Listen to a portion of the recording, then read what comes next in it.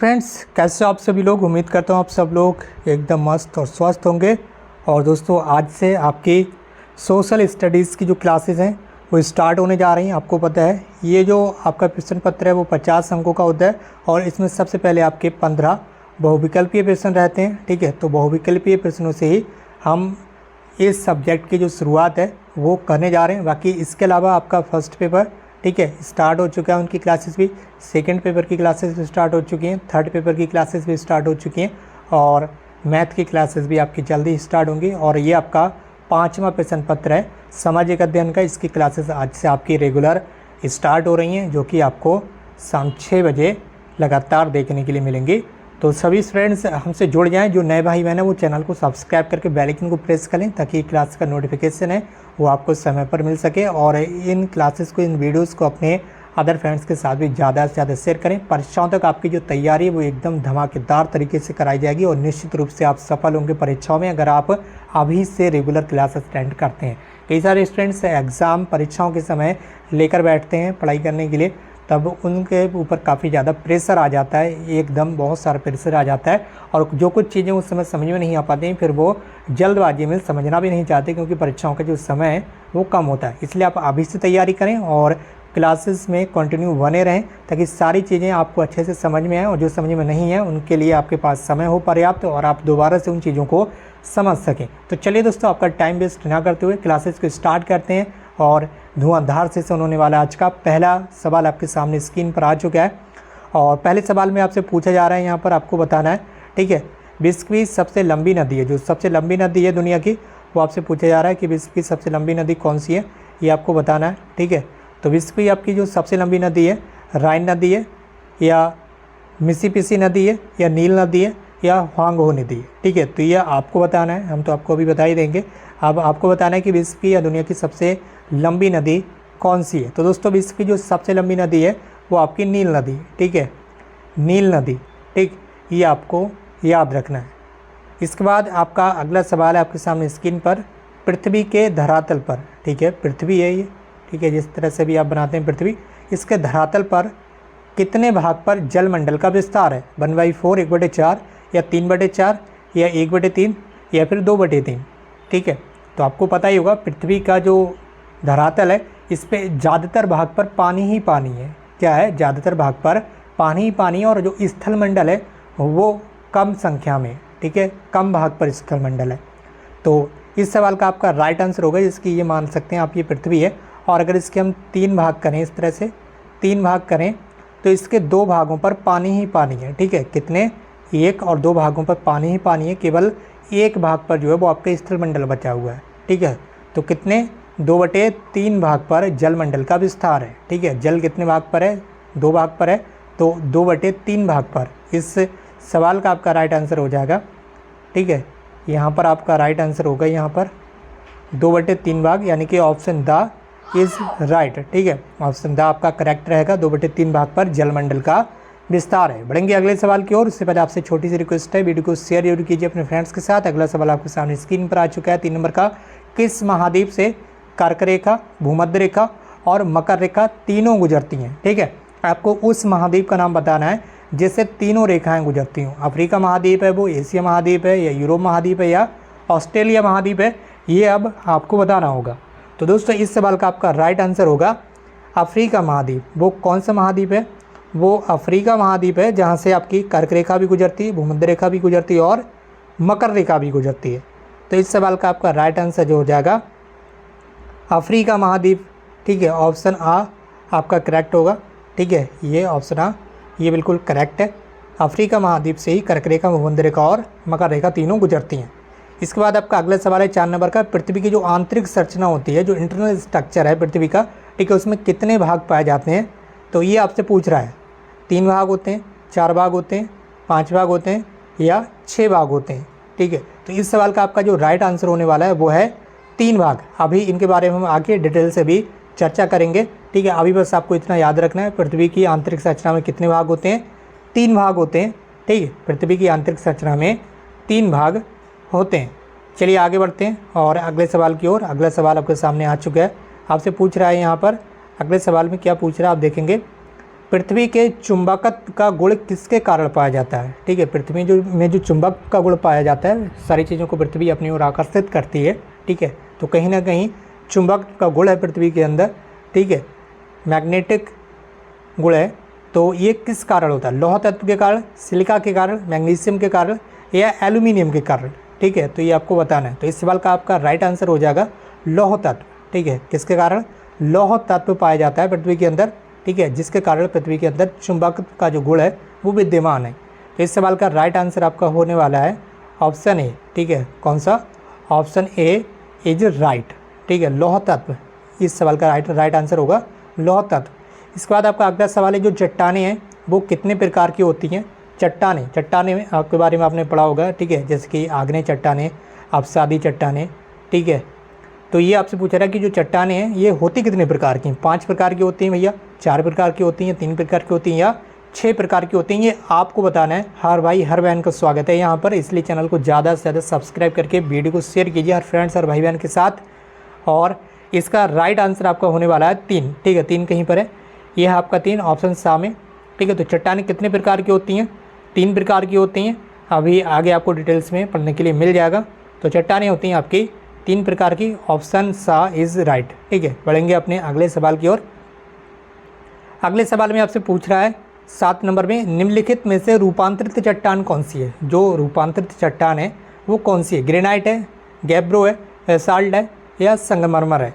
तो दोस्तों आपकी जो रूपांतरित चट्टान है वो है संगमरमर। इस सवाल का राइट आंसर क्या होगा? संगमरमर कैसी चट्टान है? ये एक टाइप की रूपांतरित चट्टान है, ये आपको याद रखना है। ओके, आगे बढ़ेंगे। अगला सवाल आपसे पूछ रहा है, किन चट्टानों में जीवाश्म पाया जाता है? तो अभी वीडियो के स्टार्टिंग के जस्ट बाद, ठीक है, आपका छठा सवाल ही था कि चट्टानें कितने प्रकार की होती हैं। तो अभी मैंने आपको बताया था चट्टानें 3 प्रकार की होती हैं। तीनों के नाम आप यहाँ पर देख सकते होंगे, आग्नेय चट्टान, अवसादी चट्टान और रूपांतरित चट्टान। ये 3 प्रकार की आपकी चट्टानें होती हैं। नाम आप यहाँ पर आपने देख लिए होंगे। अब ये बताना है कि किन चट्टानों भैया जीवाश्म पाया जाता है। तो आग्नेय चट्टान में तो जीवाश्म पाया नहीं जाएगा। ठीक है, अब बची 2 रूपांतरित चट्टान या अवसादी चट्टान। तो इस सवाल का आपका जो राइट आंसर होने वाला है वो हो जाएगा आपका अवसादी चट्टान। जीवाश्म किसके अंदर पाए जाते हैं? अवसादी चट्टानों के अंदर जीवाश्म पाए जाते हैं, ये आपको याद रखना है। और जो आपकी रूपांतरित चट्टान होती है वो संगमरमर होती है, ये भी आपको याद रखना है। बढ़ेंगे अगले सवाल की ओर। तो चलिए देख लेते हैं आपका अगला सवाल कौन सा है। अगले सवाल में आपसे पूछा जा रहा है, प्रश्न संख्या 9, महाद्वीपों के निर्माण में संलग्न बल है। किसी महाद्वीप का निर्माण होता है तो उसमें कौन सा बल होता है जो कार्य करता है? ठीक है, महाद्वीप के निर्माण में संलग्न बल कौन सा है ये आपको बताना है। पटल विरूपणी, आकस्मिक बल, बहिर्जात बल या ये सारे बल उसमें कार्य करते हैं, ये आपको बताना। तो इस सवाल का आपका राइट आंसर हो जाएगा ऑप्शन आ इज राइट। महाद्वीपों के निर्माण में जो संलग्न बल है, ठीक है, वो है पटल विरूपणी। इसका क्या नाम है? पटल विरूपणी बल महाद्वीपों के निर्माण में संलग्न रहता है। तो इसका ऑप्शन राइट ऑप्शन आपका क्या होगा? ऑप्शन ए इज़ राइट, पटल विरूपणी। ठीक है, कौन सा? पटल विरूपणी। ठीक है, चलिए आगे बढ़ते हैं। यहाँ पर ऑप्शन आ इज़ राइट होगा। और आगे आपको देखने के लिए मिल रहा होगा अगला सवाल। अगला सवाल आपसे पूछा जा रहा है, जो मोहम्मद गौरी था उसने भारत पर कब आक्रमण किया था? ठीक है, मोहम्मद गौरी ने भारत पर आक्रमण कब किया था? आपने हिस्ट्री में पढ़ाई होगा मोहम्मद गौरी के बारे में। तो बताना ये है आपको कि मोहम्मद गौरी ने भारत पर जो आक्रमण किया था वो 11वीं सदी में किया था, 13वीं सदी में किया था, 12वीं सदी में किया था या 14वीं सदी में किया था? तो इस सवाल का आपका राइट आंसर होगा, करेक्ट वाला, वो होगा 12वीं सदी। कौन सी सदी? 12वीं सदी में मोहम्मद गौरी ने भारत पर आक्रमण किया था, ये आपको याद रखना है। अगला सवाल आपके सामने स्क्रीन पर आ चुका है और यहाँ पर आपसे पूछा जा रहा है, ठीक है, क्या पूछा जा रहा है चलिए देख लेते हैं।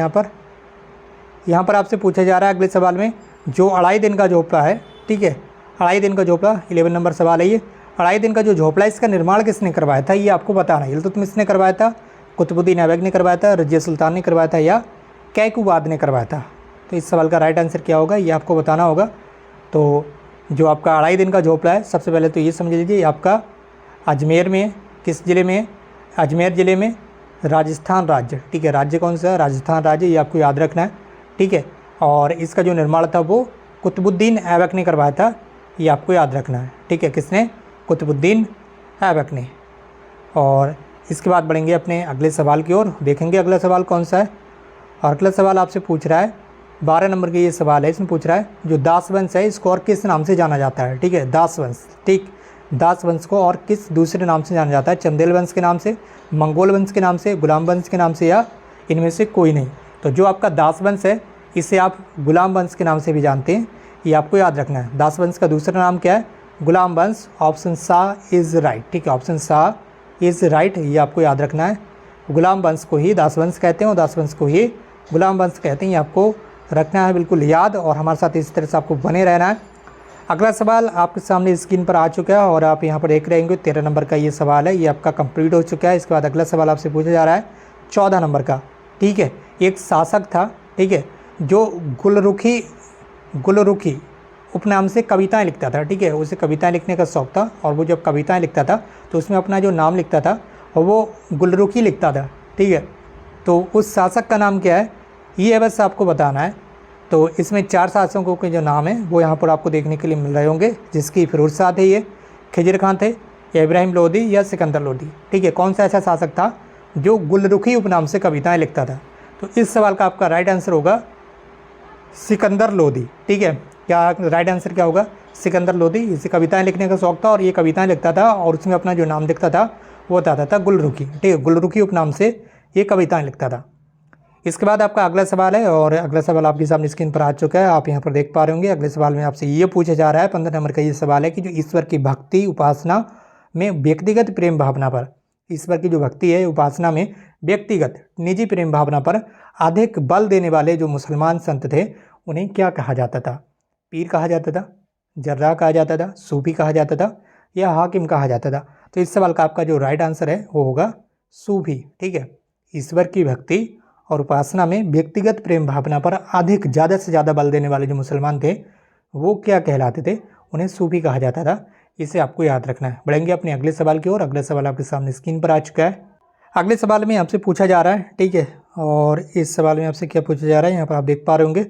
16 नंबर सवाल है, विजयनगर साम्राज्य की जो स्थापना हुई थी ये हरिहर और बुक्का नामक 2 भाइयों ने की थी।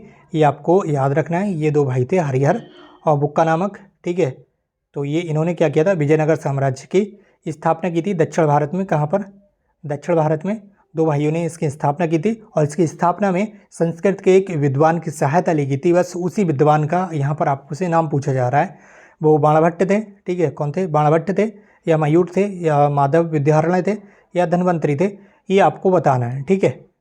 तो बस इसका जो राइट आंसर वो आपको बताना है। तो दोस्तों इस सवाल का राइट आंसर आपका हो जाएगा ऑप्शन सा माधव विद्यारण्य, ठीक है। किसने? हरिहर और बुक्का नामक 2 भाइयों ने दक्षिण भारत में एक साम्राज्य की स्थापना की थी जिसका नाम था विजयनगर, ठीक है। विजयनगर साम्राज्य, इसकी स्थापना की थी, और इस स्थापना में एक विद्वान की सहायता ली गई थी। उन विद्वान का क्या नाम था?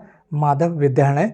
ये आपको याद रखना है। बढ़ेंगे अपने अगले सवाल की ओर। अगला सवाल आपके सामने स्क्रीन पर आ चुका है, और इसमें आपसे पूछा जा रहा है 17वां, चंद्रमा का जो परिक्रमण पथ है, चंद्रमा आपको पता ही है, ठीक है। ये पृथ्वी एक ग्रह है, ठीक है। पृथ्वी क्या है? पृथ्वी एक ग्रह है, ठीक है। पृथ्वी एक ग्रह है। पृथ्वी का यहाँ पर जो उपग्रह है जिसे आप चंद्रमा बोलते हैं, ठीक है। और ये चंद्रमा कैसा? प्राकृतिक। कैसा उपग्रह?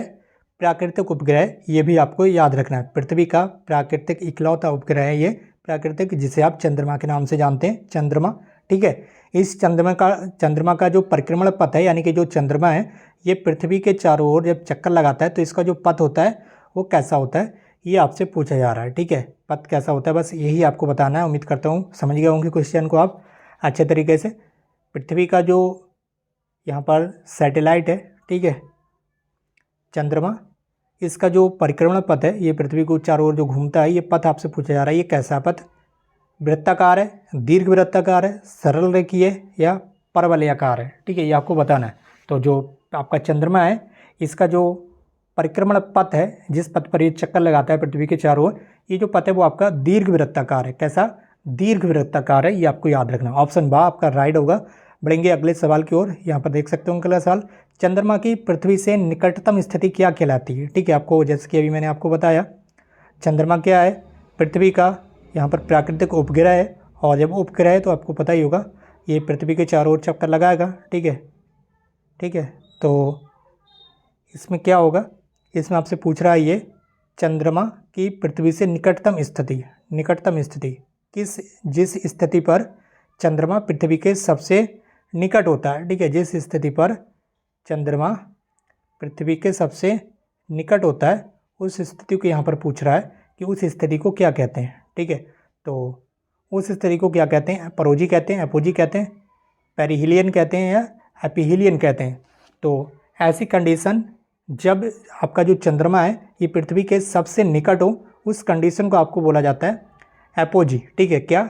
एपोजी। ये आपको याद रखना है, जब चंद्रमा पृथ्वी के सबसे निकट होता है चक्कर लगाते हुए, तो उस स्थिति को कहा जाता है एपोजी। बस यही आपको याद रखना है। बढ़ेंगे अपने अगले सवाल की ओर, और अगला सवाल आपसे पूछ रहा है, इसके बाद एक सवाल और बचा हुआ है, उसके बाद क्लास यहीं पर समाप्त होगी। अगले सवाल में आपसे पूछ रहा है कि चंद्र ग्रहण की जो घटना है वो आखिर होती कब है। ठीक है, बताना ये आपको, जो चंद्र ग्रहण होता है, चांद पर जब ग्रहण लगता है, वो घटना आपकी कब होती है? अमावस्या पर होती है, पूर्णिमा पर होती है, या महीने की प्रथम तिथि पर होती है, महीने की अंतिम तिथि पर होती है, ये आपको बताना है। ठीक है, तो जो आपकी चंद्र ग्रहण होता है ये होता है आपका पूर्णिमा पर। ठीक है, अब कमेंट बॉक्स में आप लोग ये जरूर बताएंगे कि अमावस्या पर क्या होता है। ठीक है, अमावस्या पर कौन सा ग्रहण होता है, कमेंट बॉक्स में ये आप जरूर बताएं। बाकी पूर्णिमा पर क्या होता है, ये चंद्र ग्रहण होता है, ये आपको याद रखना है। ठीक है, आज की क्लास का अंतिम सवाल आपके सामने स्क्रीन पर आ चुका है और आपको इसका आंसर बताना है फटाफट। आज की क्लास का अंतिम सवाल आपके सामने स्क्रीन पर आ चुका है, और अंतिम सवाल में आपसे पूछा जा रहा है पृथ्वी का सबसे निकटस्थ उपग्रह। ठीक है, क्या? पृथ्वी का सबसे निकटस्थ उपग्रह कौन सा है? ठीक है, तो ये तो आपको पता ही होगा, चंद्रमा भी उपग्रह है, डिवोस भी उपग्रह है, फोबोस, टाइटन, ये सारे उपग्रह हैं पृथ्वी के। लेकिन जो सबसे पास में स्थित है ये आपसे पूछ रहा है, तो चंद्रमा जो है, ठीक है, आपको पता है प्राकृतिक उपग्रह, और ये पृथ्वी के सबसे निकट भी स्थित है। यही आपको याद रखना है, ये इस वक्त की सबसे यहाँ पर आपको इंपॉर्टेंट चीज़ है जो आपको याद रखना है कि पृथ्वी का सबसे निकट यानी कि पास में जो उपग्रह स्थित है वो चंद्रमा ही है, और ये पृथ्वी का प्राकृतिक उपग्रह है, यानी कि ये प्राकृतिक सैटेलाइट है। ठीक है, ये ऐसा नहीं कि मानव ने किसी ने बनाया हो।